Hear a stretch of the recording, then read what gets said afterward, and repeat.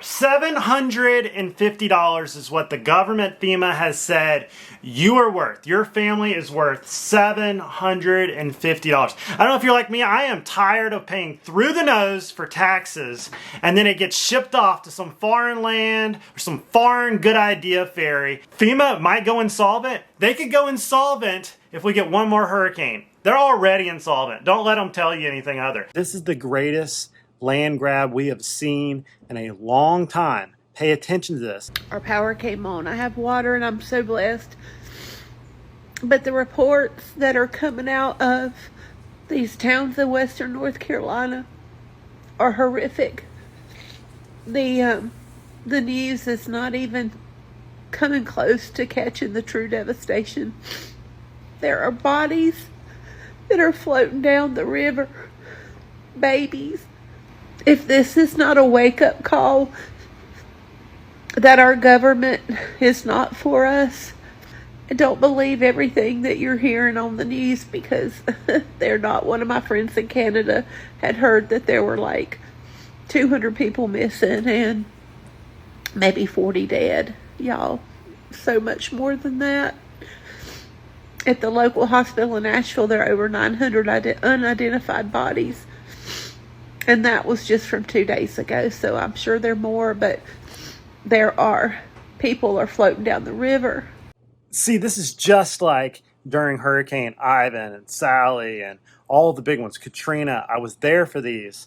The homeless population, the lower income, people just go missing and you don't even know they're missing. Listen to this lady's voice and tone. They know that there are more people that have been killed in this than are being reported. Just like during, the pandemic, the way they classify deaths, the way they don't classify deaths, the way they put them in morgues. There were I think 10 different truck drivers who were trying to deliver goods, and they all stopped on the way up there, and every single tire was flashed. It's about stealing people's property through corporations, through buying it up, coming in with cash, these big hedge funds taking all this property away. Listen to the devastation in her voice. You see what she's talking about there? People are coming in, trying to help, and they're being stopped. I went to put a couple of people into a hotel last night, and they have a security guard at the hotel, and they said, "Oh, we're so sorry. The entire hotel has been booked for federal employees." And I was like, no, I have people that would just pull it out of a mountain that are living out in the hills, and there's not a place for me to put them because we have federal employees that are staying in the hotel. I slept in this white car last night. I smell like foot and death right now. But people, this is biblical level devastation. This is apocalyptic, the things that we see out there. But when it comes down to saving our families during a hurricane, a natural disaster, whether it's fire, flood, or famine, they got nothing for us. And we should be taking account every time a politician does not show up to one of these disaster areas, or they show up in their clean suits with their slick back hair and their little comb overs, and they say, we're going to send aid, and we're sending aid, and we're sending, and nobody ever asks, what is the aid? Are they? Where is the help? What is your message to those people? I would say the following, that we are there, and we will continue to be there, and we will reach the most difficult to access locations. We are relentless in our efforts to... Okay, there are literally bodies floating down rivers, sitting in treetops, and now that the power is coming back on, these videos are being uploaded to places that allow it, like Twitter, X. It's not on Facebook. It is baffling the amount of censorship of the American people happens on Facebook and the media. Journalists do not exist anymore. It is guys like me that just walk point on a free-to-upload app called YouTube or X or Twitter or TikTok, and we start speaking out because our bills are paid and we're able to buck the system a little bit and be a disruptor. And we need that more and more every day as we can see this. We are in election season and the October surprises are here. It's coming in the form of a port strike, overlaid with a hurricane that has devastated all the way up the coast, all the way into Tennessee, North Carolina. And there are literally people stuck on the side of mountains with nothing.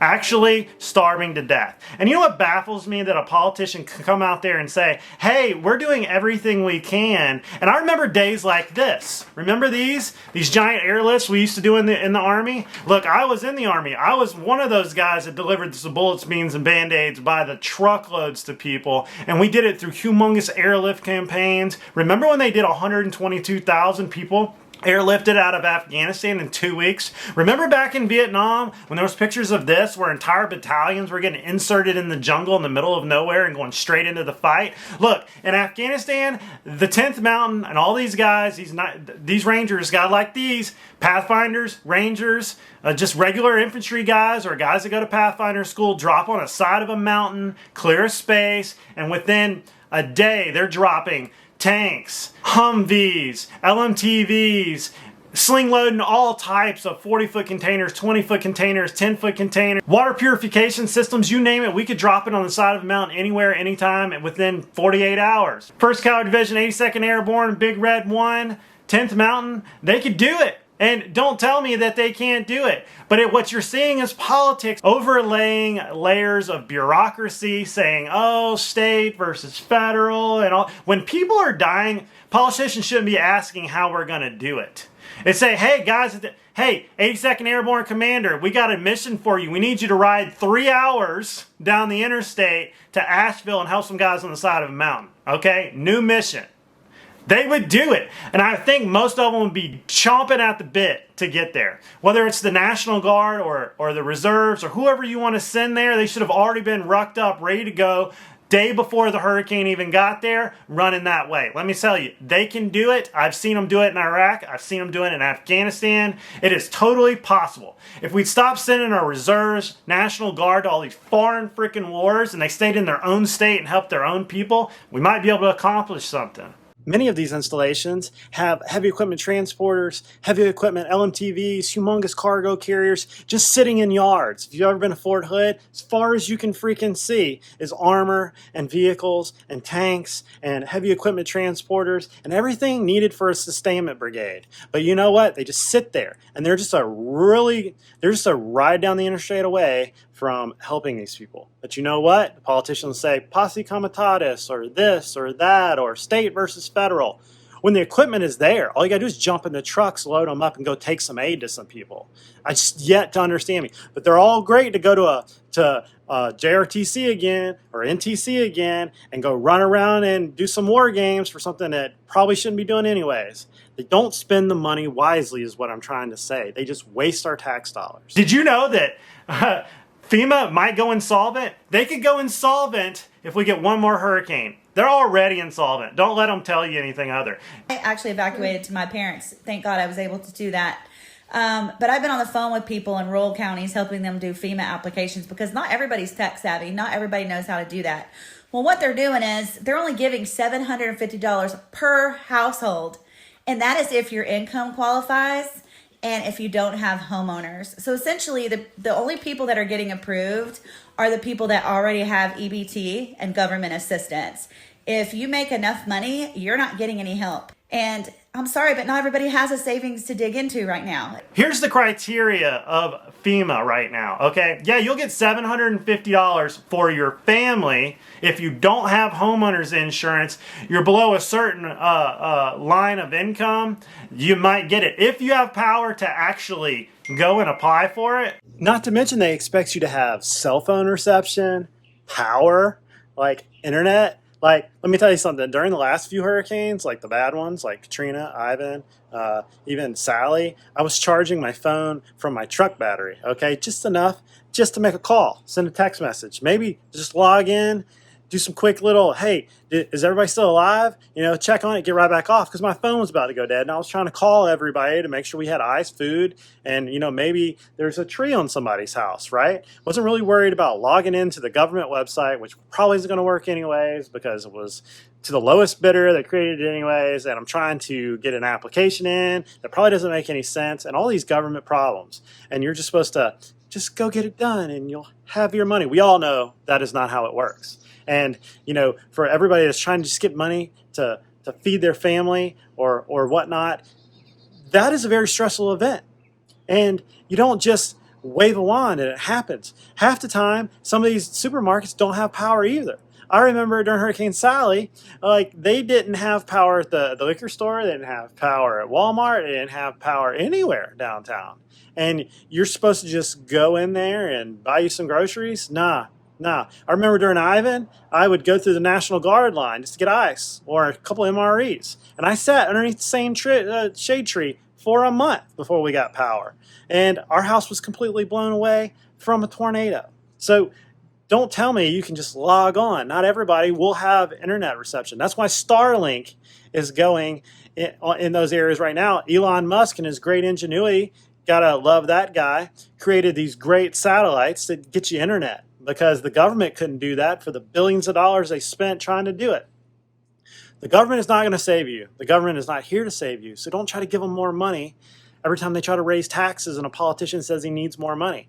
Balance the budget. Like, do some things that you're supposed to do. Which most don't. And what are they going to do? Venmo it to you? Cash App it to you? You're not getting it instantaneously. You've got 4 or 5 settlement days on half these accounts anyways. You think you're going to be able to go out and buy a cheeseburger or some food for your family because your refrigerator is not even on the ground anymore. It's washed down the river. This is going to be one of the largest land grabs in history. It's about the ore underneath the mountains, okay? It's not about Asheville. It's not about saving these people. They're going to come in, the wholesalers, the corporations, and all of them are going to come in and they're going to buy this mountain and the lithium deposits in and around it for pennies on the dollar. And you're going to see 10, 15 years from now, they're going to start drilling on one of the largest lithium deposits on the planet. And y'all are going to say that's a conspiracy. But no, whether it's the Florida condo crisis that's going on that these politicians are sitting on, giant corporations are coming in and they're buying these buildings for pennies on the dollar. They're going to crush them and build ones 10 times as big. You're going to see these areas in Florida, because of this chaos and all these laws, they've already started consuming them. Panama City, when it got demolished, was it Michael? They demolished the entire Panama City beach. And who wound up buying them? Corporations.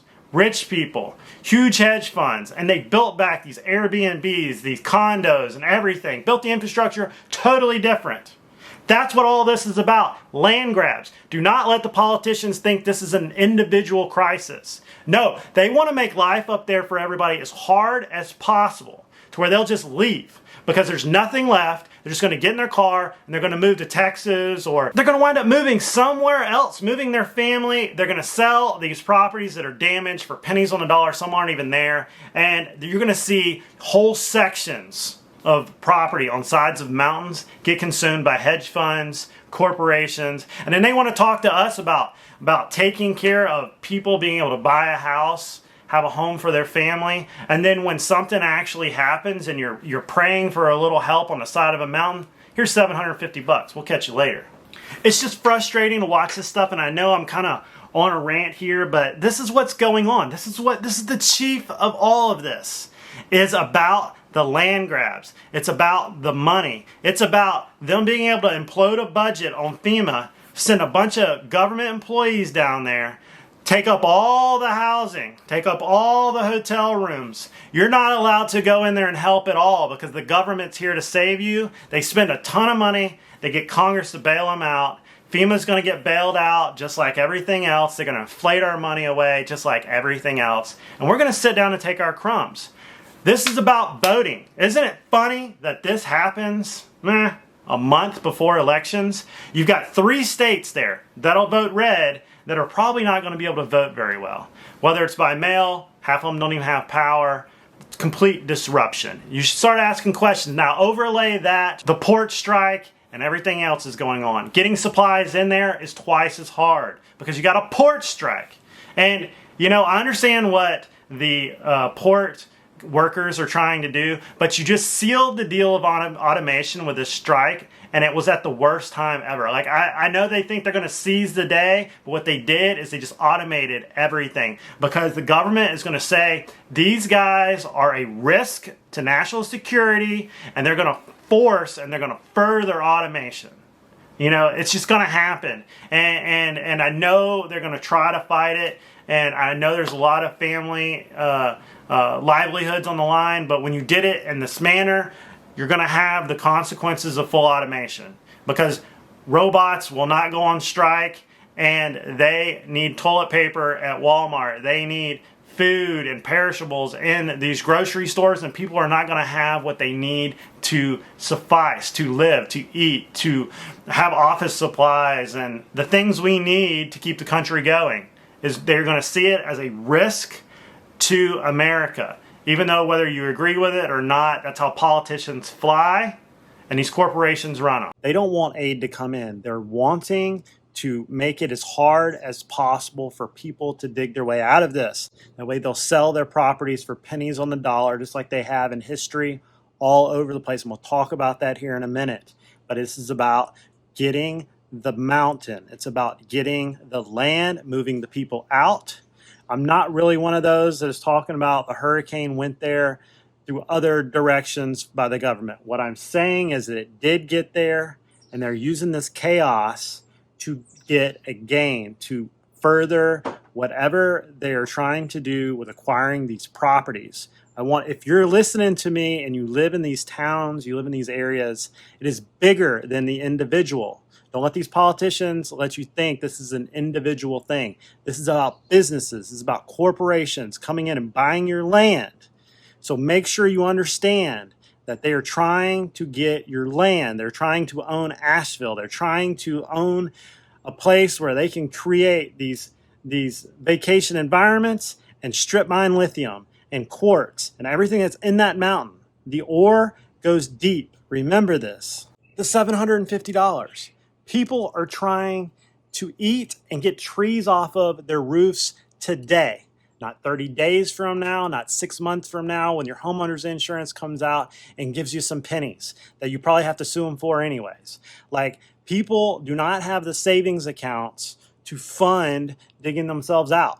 Probably some of them don't even have a charged up cell phone to get to their bank account online to pay for it anyways. They might not have checks. They might not have cash. It's about electronic money. Cash is king. You will find that out in a hurricane. That's why we can never become a cashless society, because we do. This is what happens. If you've ever been in a hurricane, nobody's going to take your Bitcoin. Nobody's going to take your slivers of gold at the service station. They're going to want cash. They're going to want to notate their inventory on a notebook and a piece of paper and a pencil, and then they're going to take your cash, make sure you have small denominational bills, and they're going to transact through cash. We cannot go to a cashless society for these reasons. Understand this. Comment down below if you don't agree with me. Comment down below if we can learn something from you. Comment down below if you don't agree with me. We need discourse. We need to learn from each other. We need to argue with each other. Let me know your thoughts. Comments down below. Look, I've got friends at every level in the military. And I've heard from my friends that are pilots. And they have said that Black Hawks were sitting on the tarmac for hours, days, and we're not given the go ahead to come in and help these people. That is wild. That is absolutely wild. What I'm saying is question everything. Question everything. Do not let them do this to you. Vote. Don't vote left or right. Vote common sense and say, you know what, Mr. Local Senator, I didn't see you out there. Mr. Local Governor, or Mr. Governor, I didn't see you. Where was your nice fancy suit when I needed you? Hold these people accountable. Do not let them do this to you. And comment down below. Agree with me, disagree with me. Let's see some discord. Let's see people arguing on how we can fix this. Don't just be a one-liner, left or right. Tell me, why are you thinking that way? How can we fix this? How can we meet in the middle? How can we hold people accountable? Because right now, nobody is holding the government accountable.